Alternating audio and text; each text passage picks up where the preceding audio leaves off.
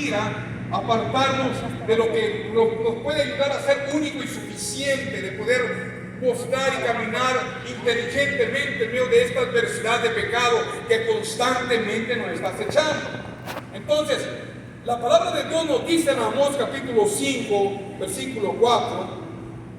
Amós capítulo 5, versículo 4 dice: pero así dice Jehová, buscadme. ¿Y qué va a ocurrir cuando nosotros le buscamos? Dice: buscadme y viviréis.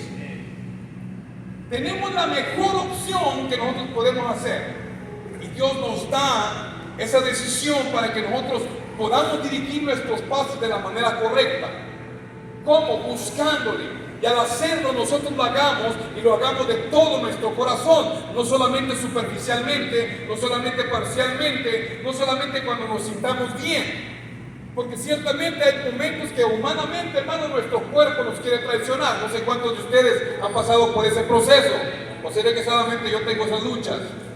Entonces, esas luchas, hermanos, las tenemos constantemente en nuestras vidas, porque la carne, a la verdad, hermano, está débil. A la verdad el espíritu está dispuesto, pero la carne es débil, dice la palabra de Dios. Y quiere de alguna manera sacarnos de aquellas cosas que Dios tiene designadas como buenos pensamientos para con nosotros. Entonces tenemos una lucha constante en nuestras vidas. Quiero decirte, hermano, que hay sucesos que estamos mirando que las atmósferas no vamos a poder cambiarlos hasta que cambiemos nosotros. Dile que está cerquita de contigo y le están hablando a mí. Hasta que cambiemos nosotros. Sí, porque le podemos decir: están hablando de ti. Yo sé que tú te vas a dar ganas de decirlo. Entonces, hasta que no decida yo cambiar, vamos a poder cambiar la atmósfera de nuestro alrededor. Entonces, ¿qué fue lo que viene ocurriendo mientras nosotros estamos caminando? Mira, hay situaciones sociales, personales, morales, amistades que vemos que están pasando por diversidad de situaciones que en ocasiones, hermanos, no las entendemos. Pero ciertamente lo que siembran algunas veces ellos lo van a cosechar. La palabra del Señor nos dice claramente, hermano, en Romanos capítulo 6, versículo 23, que la paga del pecado es la muerte. Entonces tenemos que saber que ciertamente tenemos una oportunidad de cambiar. Dice la palabra de Dios que por cuanto todos pecaron están destituidos de la gloria de Dios. Entonces, pero hay un favor absoluto delante del Señor. Ciertamente Dios no quiere que nadie se pierda, pero Él quiere que todos vengamos al arrepentimiento. Entonces, para poder venir al arrepentimiento, ¿de qué vamos a venir al arrepentimiento? El arrepentimiento del cual debe de ser de las obras incorrectas, las obras de las tinieblas, las obras, hermanos, que son prácticamente, hermanos, fuera de la voluntad de Dios, consideradas y conocidas, como todos lo sabemos, como el pecado, pecados ocultos. Pecados, hermanos, que son, que ya muchos, pues como dicen, son paquetones de veras y no les importa lo que el mundo diga, hacen y participan de ellos como mejor les parece. Entonces, hay pecados que muchos, hermanos, prefieren practicar y prefieren hacer y no les importa lo que ocurra. Pero ellos, hermanos, dice la palabra del Señor, que son reos de muerte. Porque ciertamente solamente ellos están tomando la decisión personalmente, nadie los está obligando. ¿Quién comete esos pecados? Bueno, ellos mismos. Pero dice la palabra de Dios, hermano, que lo que siembra se cosecha. Quiero decirte, hermano, pasaron cosas. Estamos mirando, hermano, muchas situaciones y familias, hermano, que nosotros conocemos, y no solamente en la ciudad de Tucson, también aquí en Nogales. Jóvenes, hermano, muriendo, hermano, a una temprana edad. ¿Por qué razón? Por decisiones incorrectas que ellos han hecho. Decisiones, hermano, de las cuales se metieron, hermano, de la que fueron abrazados y fueron involucrados. Y vemos, hermano, muchos jóvenes de ellos, hermano, muriendo. Hace poquito yo acabo de hablar con algunos de ustedes, hermano. Vemos a un joven que yo lo conocí desde que estaba pequeño, evangelizándolo, había caído en aflicción, le hablé de Cristo, vino a la iglesia, estuvo yendo a la iglesia, pero después al final decidió tomar el camino más rápido al que él le convenía. A pesar de los consejos, porque nunca Dios faltó, hermano, de estarle hablando y de estarle diciendo que no deberíamos de andar por ese camino. Pero ¿qué pasó? Decidió arriesgarse, decidió seguirlo, y ciertamente, hermano, cosechó los frutos que él de alguna manera no estaba pensando que le llegarían. Y le quitaron la vida. Entonces pasa esto, hermano, que él tenía yo una hija, una niña, hermano, de solamente 13 años. Ve que su papá, hermano, es asesinado, pasa por ese proceso de la tristeza y no habían pasado, hermano, ni siquiera un mes y se quita la vida. Muchas veces, hermano, nunca vemos, hermano, lo que podemos ocasionar por decisiones incorrectas que nosotros hacemos. ¿Por qué razón? Porque nuestras decisiones cambian nuestras atmósferas. Y esas atmósferas podemos también cambiarlas si nosotros queremos. Dile al que está cerquita de contigo, dile, podemos ser protagonistas de buenas cosas. Díselo, podemos ser protagonistas de buenas cosas. Pero ¿por dónde se comienza? Por aquí. Conmigo. No con el pastor, te está hablando de ti. Cuando tú decidas cambiar tus pensamientos y las intenciones de tu corazón. Estamos viviendo, hermano, temporadas donde primeramente necesitamos cambiar nuestra forma de pensar. Porque nuestros pensamientos, hermanos, son traicioneros. Llegan nuestros pensamientos, llegan, hermanos, ciertamente hay momentos, hermanos, donde Satanás va a mandar sus datos sobre nosotros.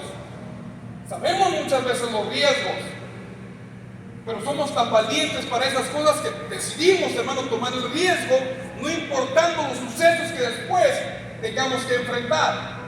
¿Cierto o no es cierto? Porque somos, hermano, valientes para las cosas equivocadas, pero en las cosas correctas es donde tenemos que comenzar, hermano, a visualizar realmente qué es lo que estamos haciendo. Pero para tomar una decisión, para contrarrestar estos datos del enemigo, siempre van a venir. No hay nadie en este lugar que no recibe diversidad de dardos. Una persona es atacada de una manera, otra persona es atacada de otra manera. Una persona tiene debilidades de estas cosas, otras personas tienen debilidades de otras cosas, pero no todos pasan por los mismos sucesos. Unos tienen debilidades, hermanos, de adicciones, otros, hermanos, de sensualidades, otros, hermanos, de situaciones verbales, de ¿cómo se llama?, de estados morales, de situaciones verbales, y podemos ponerlo de muchas formas. Pero cada persona, hermano, es atacada por ese tipo de cosas. Entonces, ¿qué es lo que nosotros tenemos que hacer? Primeramente, identificar esas pequeñas zorras que están afectando el estado espiritual de nuestras vidas. Entonces, para poderlas identificar también, primeramente tenemos que ser honestos con nosotros mismos. Porque ¿qué ocurre? Ay, no estamos tan mal, están otros peor que yo. Inmediatamente, hermano, empezamos a echarle la culpa a alguien más. Oh, si lo vieras cómo se encuentra aquella persona, yo paso de panzazo. Pero Dios no te manda, hermano, que pases de panzazo, ni te está poniendo a que te compares con alguien más. A que el único que tú puedes compararte, hermano, al único que tú debes de igualarte, viene siendo nuestro Señor Jesucristo. Es al único al cual tú puedes imitar, al cual puedes decir, soy mejor que Él. Y el día que lo puedas hacer, entonces, vamos a tener que poner unas veladoras también. Amén. ¿Estamos aquí? Entonces tenemos que buscar la forma de cómo cambiar. Entonces, ciertamente las cosas y las luchas que estamos llevando, hermano, hay un reto del cual se está llevando en estos momentos, hermano, viene siendo del ayuno y de la oración. Algunos me decían, pastor, ¿cómo lo puedo hacer? Bueno, primeramente debes de saber de que el ayuno es limitarte de aquellos alimentos sólidos. Y hasta, fíjate, hasta si tú de cierta manera lo llegas a reconocer, hay un beneficio primeramente espiritual, y aunque tú no lo busques, hermano, hay un beneficio físico que te va a ayudar también. Entonces, el ayuno, hermano, hace que de cierta manera tus células muertas que de alguna forma están aglomerando o están absorbiendo los cánceres y las enfermedades, cuando tú comienzas a entrar en el ayuno, de alguna o de otra manera, hermano, tú empiezas a limitar el poder de las cosas malas que pueden ocasionar sobre tu cuerpo. Te limpia, te purifica. Fíjate el beneficio que ocasionas doblemente. Pero no lo busques por eso. Búscalo porque tú deseas tener un encuentro personal con el Rey de Reyes y Señor de Señores. Porque quieres y deseas dejar y sujetar la carne y darle vida a aquel que todo lo merece, a aquel que todo lo cree, a aquel que todo lo sabe. Entonces, tú comienzas, hermano, a ayunar. ¿Qué ayunas? Bueno, yo en una ocasión, hermano, le mencioné de que primeramente para entrar a este tipo de actividades tú necesitas ser valiente. Dile que no se quita contigo y le hay que ser valiente. No le saque, dice una hermana. En el verbo mexicano, no le saque. ¿Por qué razón, hermano? Porque es ahí precisamente donde se trata y se va a ver, hermano, realmente quién realmente quiere. Porque de que todos pueden, todos pueden. Todos pueden ayunar. Muchos de nosotros, hermanos, yo te voy a hablar por mí. Había ocasiones, hermanos, que duraba de 1 a 2 días, hermanos, sin comer. Por el trabajo. Porque deseaba sacar el trabajo, quería irme rápido para mi casa. Y duraba hasta 2 días sin comer. Pero cuando llega el compromiso del ayuno y tú decides pactar con Dios y decirle, Señor, yo me voy a guardar para purificarme delante de ti, Señor, para reconocer mis faltas. Cuando tú le decides decir al Señor, Señor, hoy en este día voy a dejar todo aquello que le agrada a la carne. No solamente te limites en limpiarte y en quitar las cosas sólidas de los alimentos. Quítate, hermano, de la televisión, quítate de los medios cibernéticos. Y si vas a escudriñar la palabra de Dios, no lo hagas por medio del teléfono, porque alguien te va a mandar un WhatsApp y lo vas a querer ver.